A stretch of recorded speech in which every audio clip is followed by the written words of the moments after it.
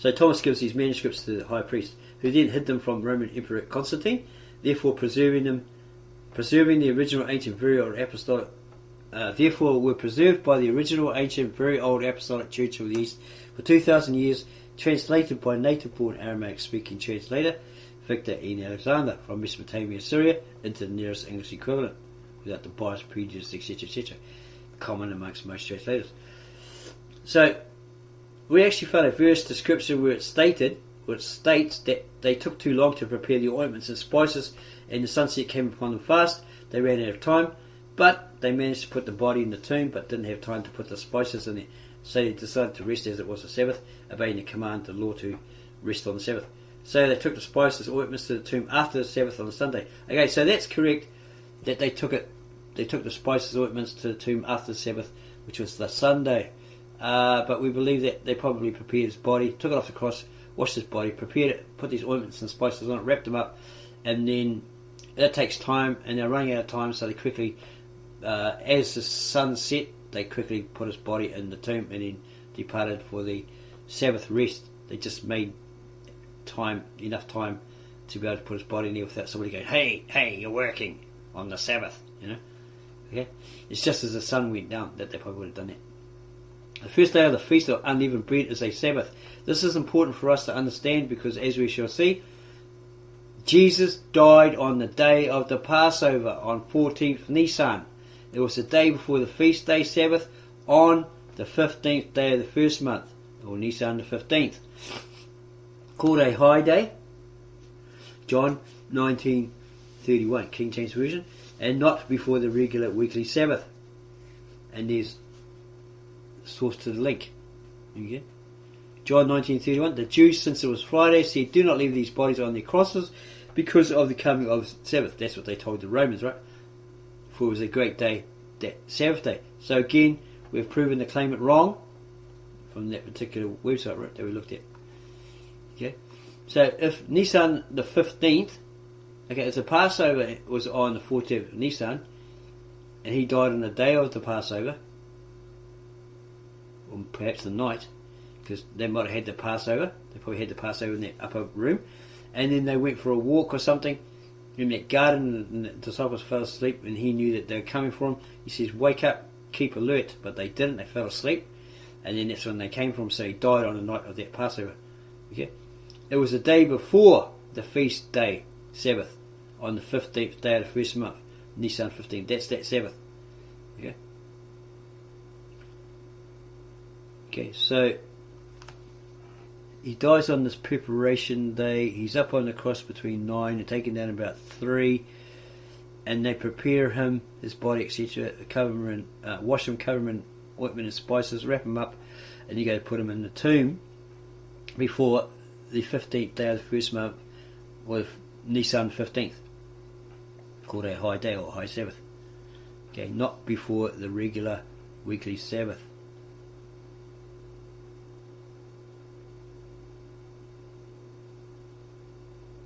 Okay, so it's the day before. So it's preparation day on the 14th. Okay. That's according to this here. Okay. And here's the indication that it was a Friday. Not a Friday, according to Scripture. So as the sun set, it would have been a... It's kind of weird because you've got to understand the Hebrew day, what it actually was, what it consisted of, as we were trying to explain before. Your Thursday, your day, according to Scripture, begins with night and ends with daylight. Okay, because first there was evening and then there was daytime, right? That's what Scripture says in Genesis, etc., and so forth.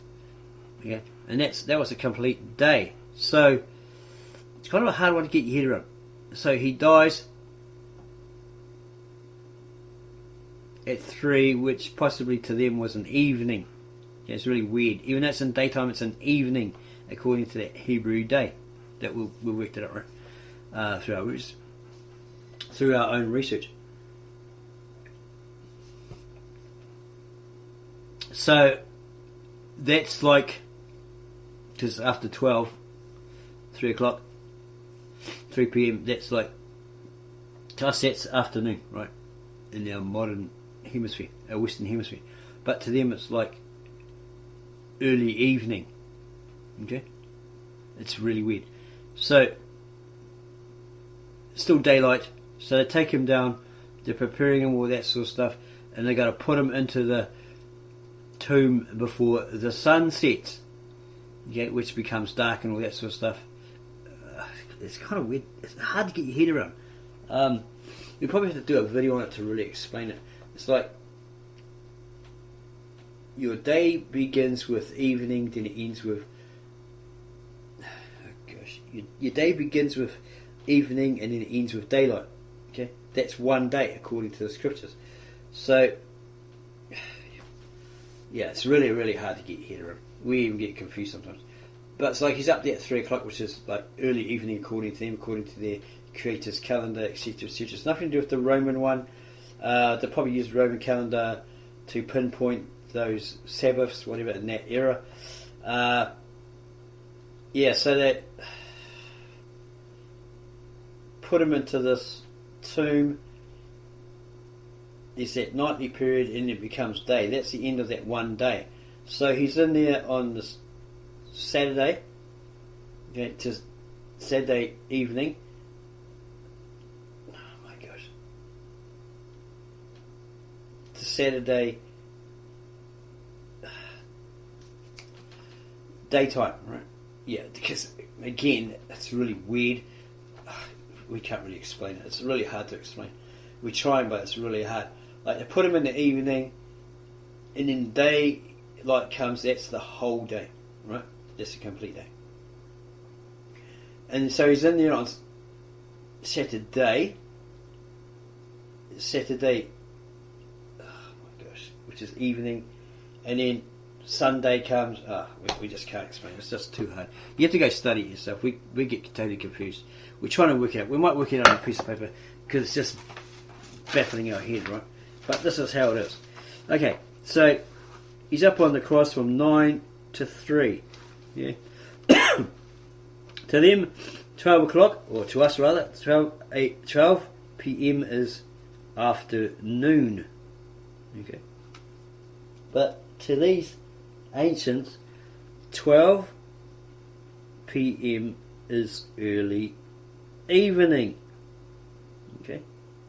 So he's up on this cross between 9 to 3. He's taken down. That's still daylight, right? But they state it rather than afternoon as early evening, something like that, right? So he gets taken down, he gets embalmed, all that sort of stuff. That's a Friday. Is it a Thursday or a Friday? Yeah, they take him down. He dies on a Thursday. Hang on, what does it say here? It says he was up on the cross on a Thursday by the looks of it. He dies on the Friday, so they take him down and anoint his body, or with spices, all that sort of stuff. Because here it says the Jews said, since it was Friday, do not leave these bodies on their crosses. Okay. Okay, so we're trying to work this out again. Okay. 12 o'clock or 12 p.m. 12 p.m. to us is afternoon. To them, 12 p.m. is early evening. 9 to 3, daylight. Okay? It's still daylight. Okay, so, yeah, it gets taken down on... No, we might not even bother. It's just too complicated. So it ends up he's dying on the Friday, according to these scriptures. Because the day begins, according to scripture, evening to morning. That's one day. Okay, so between that time, he dies. Okay, so on the preparation day, in the daylight, they do the embalming of his body, cleaning it up, putting the spices, all that sort of stuff. And then maybe in the afternoon, because it's early evening or something like that, they're trying to do it all before the sun sets, because that's the beginning of a new day. Okay, so then they put him in the tomb just in time, and is there for that whole day. Alright? Daytime comes along, that's the end of Saturday. Okay? So you have an evening and a day, okay, and then that would be Sunday. We're going to have to do a video on this. This is just like, it's totally baffling to us. It'll be totally baffling to you. We'd have to go to World's Last Chance, look at their videos and explain it from there. That's the only way we can do it. Sorry about that, folks, but yeah, it confuses us because we have a Western mindset. They have this Eastern mindset, which is completely different. So their day is different, and compared to ours. Ours is, like theirs, is a 12-hour day, day of daylight, 12-hour period of night, right? 24 hours. But we see it as a whole day, okay? Both day and night is a whole day. Where they see it as the reverse, right? It's like the day begins with an evening and ends with the day. Hopefully that explains it. Okay, so we're not going to try and complicate it anymore. We'll probably do part 2, do a video on that if it's requested. We'll do that. We'll probably do it anyway. So look out for that. We have a couple of videos on the true Sabbath that we could put it as end screens, which hopefully explains it. If it doesn't, well, subscribe to our channel, give us a like for effort, then add your comments below the video. We'll get back to you on those as soon as possible, trying to explain it to you. Probably World's Last Chance can explain it better. Yeah, we don't want to complicate it, but yeah, they're probably the best for you to go have a look at it and then fully get it, right? Rather than us confuse you. It's in the back of our mind, but it's just because we've got a Western mindset and all this sort of stuff, we often can confuse ourselves over it. Yeah, so yeah, go check them out. We'll leave the link to them. You probably see it for free, or you probably have to be sign up as a member or something like that. I'm pretty sure you can see those videos for free, and they explain it very, very deeply. And better than us, right? Okay, so yeah, subscribe to us, give us a like, add your comments below this video, to go share this particular video, though confusing it may be, with all your family, friends and others. See, a Seventh-day Adventist, they believe that there's a fixed calendar with a fixed Sabbath date you've got to follow every Saturday, right? But it's actually incorrect in comparison with the book of Exodus, Nisan 14, Nisan 15, and so forth. So they're in error. Okay, what's your name? Ellen G. White may have been of Freemasonic affiliation, all that sort of stuff, but you got to do research on that and actually prove without a doubt that she was. That she was influenced by that and she was twisting things. Okay, we're not saying she did, you just may have to investigate. Okay? Okay, so yeah, again, give us a thumbs up if you like this video, subscribe to our channel, add your comments below the video, get back to you on those as soon as you can, and go share this video with all your family, friends and others. Oh, we forgot to tell you, we had the special message for brothers and Christians, sisters in Christ, all that sort of stuff, right? We've just got to find this piece of paper. Okay, right. Okay. Here we go, let's turn it back over. These are our notes. We completely forgot before we shut this video down, end this video. Brothers and sisters, children in the Christ, those that believe in the Christ, those who accept and follow the Christ, be very wary of those who quote you scripture, as we've just showed you, erroneously, professing the interpretation, understanding of what they claim it says, when it actually doesn't. 1. Because they are reading from the modern Americanized modern English Bible translations, which are copies of copies of copies of copies of a copy, not from the original ancient very old manuscripts, from the original ancient very old long dead scripts or manuscripts, languages, i.e. the Tav Asheret, ancient Aramaic, and the sacred scribal language or tongue, a language of God, as spoken to Adam and Eve in the Garden of Eden, and the men at the Tower of Babel spoke. or which Abraham, Isaac, or Moses, or any later prophets spoke the Lishana Atika Sabrea, or the Tav Ivri, the original ancient very old Hebrew, or Lishon Kadesh, as it's known today, or even the language Moses spoke, probably the ancient Egyptian Kemetan Tav Hotep. We haven't come across that language yet, but we know it's out there. Not many know about that. There might be the odd one, but it hasn't surfaced. These are long dead languages gone the way of the dinosaur and the dodo. No one writes or speaks these languages anymore, as they don't speak Old Norse, Old Latin, Old Germanic, etc. People today who claim that they have translated from the original languages, the original Hebrew scriptures and Aramaic scriptures, more than likely haven't. Many today know and speak the many modern vernaculars, i.e. the Syriac, the modern Israeli Hebrew, revived in the early 1900s, a modern Greek or modern Latinized form of Greek, and modern Galilean-Aramaic, etc. They've learned it from a seminar, or gone to university to learn it, so they know the modern vernacular. They don't know the original ancient Tav Asherit or Tav Ivri. When some claim they do, we ask them, well, tell us about it, and they go, oh, and they don't tell us. It's like they only know of it. They don't know it itself. Excuse us. Kermit the Frog is bugging us again. They need to know of a modern technique to do so, to translate those old, ancient, very old manuscripts. They need to know of a modern technique in order to be able to translate the original preserved manuscripts containing the original ancient, very old, long dead, no longer used languages, such as the Tav Asher or the Aramaic, and the Tav Ivri, the original ancient, very old Hebrew, from about 800 BCE onwards.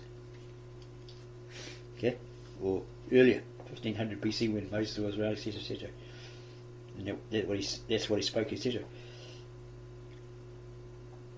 And then need to be capable of translating them correctly into the nearest English equivalent, without bias, prejudice, adding or deleting certain passages, adding their own twist to it, or flavour, or other things to those scriptures. To do so, one must be dedicated, meticulous, determined, etc. We have found this only in the native-born Aramaic-speaking translator Victor Nimrod Alexander from Bet Narain or Mesopotamia, Syria. Okay, he's the only one so far. Eriko Rocco, what his name is pretty close. Andrew Gabriel Roth, yeah, he's fairly close, etc. Okay, so we've been communicating with Victor Alexander for about 4 years via email. We did often try to catch him out, but never have or never did. So we began to trust him in all he has said to us via email correspondence and reading his notes on his now down website translation project, which was at www.va.com, which he's going to resurrect next year sometime because he now has the money to put it back up. His translation is the easiest to understand, as we have less confusions, etc., as Victor provides footnotes, the idioms, etc., explanations below each chapter he's translated, and each book he's translated. We admit that we do confuse others at times with the real names of God, Jesus, etc., these being Il, Ahiye, Esher, Hiye, Maran Allah, Maria Allah, Isha Mashika. We apologise for that, but it's just necessary.